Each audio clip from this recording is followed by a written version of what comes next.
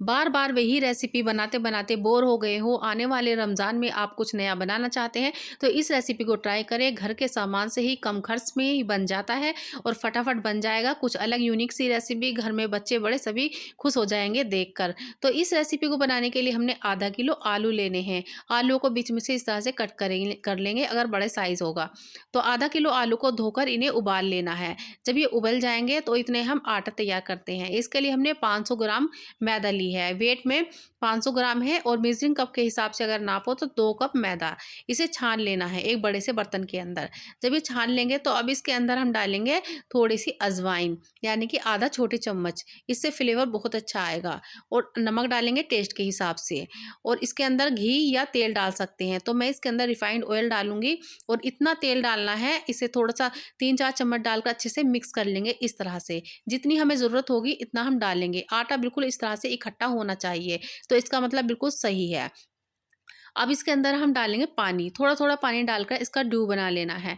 इसे गूँध लेना है आटे की तरह और आटे की तरह गूँध कर इसे हम थोड़ी-सी देर के लिए रेस्ट में रख देंगे। हल्का-सा ऊपर से घी या तेल लगा लगा देंगे और रेस्ट में रख देंगे। उसके बाद हम इसे दोबारा बताते हैं आपको क्या करना है। अब इतने हम तैयार कर लेते हैं बैटर, जो हमें बैटर तैयार करना है। आधा किलो हमने आलू उबाल लिए थे, उबाल कर अब इसी के अंदर हम अनियन डालेंगे, यानी कि 1 बड़ी प्याज़ को कद्दूकस करके डालना है। थोड़े से हरा धनिया के पत्ते डालेंगे, 3 से 4 या 2 से 3 डालेंगे हरी मिर्च बिल्कुल बारीक काट कर। 1 से डेढ़ छोटी चम्मच डालेंगे कुटी हुई मिर्च, यानी कि चिली फ्लेक्स डालेंगे। आप डेढ़ से 2 चम्मच भी डाल सकते हैं अगर आपको तीखा पसंद है।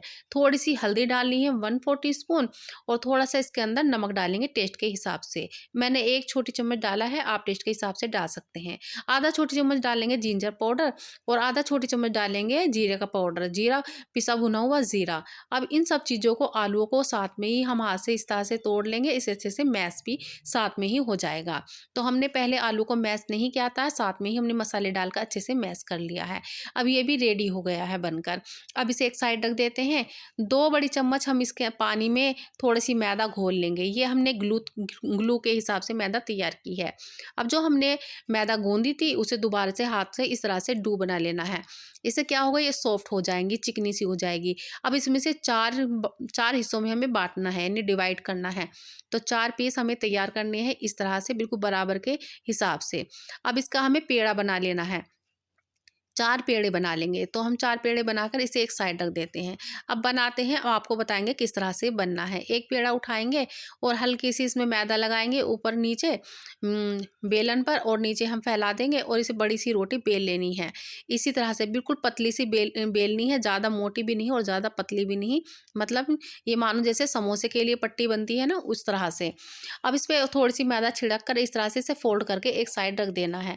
इसी तरह से हमें दूसरी रोटी भी इतनी बड़ी बेलनी है जितनी बड़ी हमने पहले बेली थी और इसमें हम एक ही पैन होता है ना, खाली पैन करके इस तरह से इसमें होल बनाने हैं। थोड़ी-थोड़ी दूरी पर इस तरह से बनाएँगे। ये डिज़ाइन इसके अंदर डालना है पूरी रोटी के अंदर। तो ये बहुत ही अच्छा डिज़ाइन बनकर निकलेगा अगर आप इस तरीके से बनाओगे। अब इसे बनाने के बाद अब हम आपको दिखाएँगे इसे उठाकर एक इस तरह से कितने प्यारे से डिज़ाइन इसमें बने हैं। आराम से बहुत प्यार से इसे उठाना इस तरह से। ये सारे होल बिल्कुल आपको क्लियर दिखाई देंगे। तो बहुत ही अच्छा ये डिज़ाइन बनकर आया है और बिल्कुल यूनिक सा तरीका है। आप इस तरीके से बनाओगे ना, बहुत ही मज़ा आएगा। इस रेसिपी को देखने में ही दिल खुश हो जाएगा, खाने की तो बात दूर की है। जब आप खाओगे तो बहुत ही मज़ा आएगा खाने में भी। अब इसमें हमें मैदा लगा लेनी है इस तरह से फ़ोल्ड करके और इसे भी एक साइड में रख देना है और दूसरी प्लेट में हम रोटी को फैलाएँगे और फैलाकर इसे गोल अच्छी तरह से खोल लेना है रोटी को। अब इसके ऊपर हमें ये हमने जो आलू की पिठी तैयार की है, यानी कि इसे हाथों में लेना है, एक साइड से हमें चोंच बनानी है, ऊपर से हमें गोल कर देना है। इस शेप में हमें ये तैयार कर लेनी है। इसी तरह से हम और पीस भी तैयार कर लेंगे और जो हमने रोटी सी प्लेट के अंदर रखी है, इसके ऊपर रखेंगे, एक पीस इधर रख देंगे, एक पीस इसके सामने रखेंगे। जितने पीस इसके अंदर आएँगे उतने ही रखने हैं, ज़्यादा हमें नहीं रखना। थोड़ा-थोड़ा बीच में गैप भी रखना है, बिल्कुल मिला के नहीं रखने। तो इसके अंदर हम रखेंगे कम से कम, यानी कि 5 से 6 पीस इसके अंदर आ जाएँगे। तो सारे पीस हमें रखने के बाद इनकी जो चोंच है आगे की, उन्हें बिल्कुल एकसार करके रखनी है, इन्हें सेट कर देना है हाथ से और थोड़ा गैप रखना है। हमने ये हाथ से सेट कर दिया है, गैप रखा है और इसमें हमने जो 2 चम्मच हमने मैदा पानी में घोल के रखी है, वो एक ग्लू का काम करेगी। अब इसे इस तरह से ब्रश से हमें लगा देना है इस पर पूरी इनके सारे किनारों पर। ये एक ग्लू का काम करती है, बहुत अच्छे से जॉइंट जो है आपस में चिपक जाते हैं। लगा लेना है इस तरह से, लगाकर चारों तरफ। तो जब आप इस काम को कर लोगे अच्छी तरह से, तो उसके बाद हम इसके ऊपर जो हमने रोटी बनाई थी, जिसके ऊपर हमने होल बनाए थे, वो रोटी अब इसके ऊपर से आराम से इस तरह से सेट कर देनी है। दोनों रोटी बिल्कुल बराबर ही होनी चाहिए, छोटी बड़ी नहीं बनानी हमें। अब इस तरह से आराम से पहले सारे किनारों को, जॉइंट को अच्छे से मिला लेना है, इस तरह से चिपका देंगे और बीच में से फिंगर से सेट कर देना है। ये अच्छे से चिपक जाएंगे, सारे पीस अलग अलग चिपका लेने हैं। जब ये अच्छे से पीस चिपक जाएंगे, तो अब हम इन्हें क्या करेंगे वो भी आपको बताएंगे। इतने आपने हमारा चैनल सब्सक्राइब नहीं किया है तो चैनल को सब्सक्राइब जरूर कर लीजिएगा, वरना आप भूल जाओगे।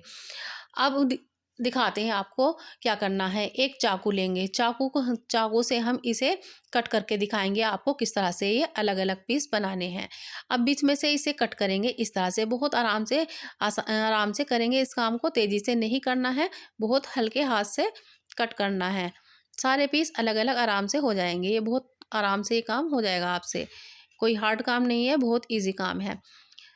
जब ये पीस सारे अलग हो जाएंगे तो इन्हें एक पीस को उठाना है और एक पैन के अंदर हमने तेल गरम कर दिया है पहले से ही, उसके अंदर इन्हें डालते जाएंगे, दिखाएंगे आपको। तो तेल को हमने मीडियम फ्लेम पर ही गरम करना है। थोड़ा सा इसके अंदर बैटर डाल के देखेंगे तो ये अच्छे से गरम हो गया है। अब इसके अंदर डालेंगे, ज़्यादा तेज़ गरम नहीं होना चाहिए तेल, मीडियम ही रखना है। गैस को बिल्कुल कम कर देंगे और कम आंच पर हम इन्हें बहुत अच्छे से फ्राई करेंगे दोनों साइडों से। और इन्हें जब पीस को आप डालें इसके पैन के अंदर, तो इस तरह से डालना है जो इनके किनारे हैं ना, इनकी चोंच जो होती हैं वो टूट ना जाए। तो इस तरह से जितने पैन के अंदर आएंगे उतने ही पीस इसके अंदर सेट करने हैं, ज़्यादा पीस नहीं डालने। जब इनकी साइड 1 से 2 मिनट के अंदर फ्राई हो जाएगी, तब इनकी साइडों को हम चेंज करेंगे।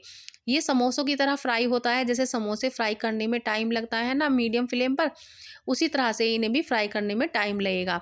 अब इनके अंदर लाइट गोल्डन कलर आ गया है, बहुत प्यारा सा कलर आपको दिखाई दे रहा है। इस तरह से आपको ये फ्राई करना है और फ्राई करके अब इन्हें हम निकाल कर दिखाएंगे आपको कितने फ्राई हुए हैं।